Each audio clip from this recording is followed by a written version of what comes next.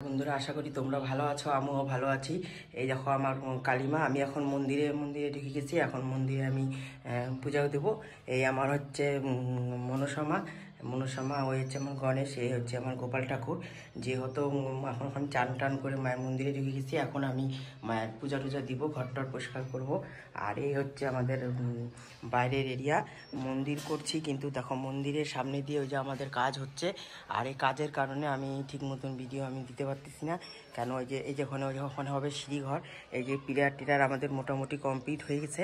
আর মন্দিরের সামনে দিয়ে দেখো বন্ধুরা, মন্দিরের সামনে দিয়ে এই যে ভিড় হচ্ছে, ওই জন্য মন্দিরে আসতে ভিডিও করতে প্রচণ্ড অসুবিধা। এই যে গোটা বাড়ি টাড়ি ভেঙে টেঙে ফেলছি।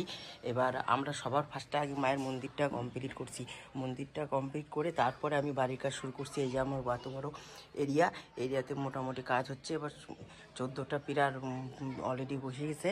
এখনও এই যে আমাদের পাশে যে গেট মোটামুটি কমপ্লিট। এখনও এই যে ওখানে হচ্ছে সিঁড়িঘর। আর এই কারণে আমি ঠিক মতন আমি ঠাকুরের ভিডিও আমি করতে পারতেছি না, কারণ বাড়ির আমি সময় পাচ্ছি না। বিশেষ করে যে মায়ের ঘরের সামনে দিয়ে ভিড় হয়ে গেছে।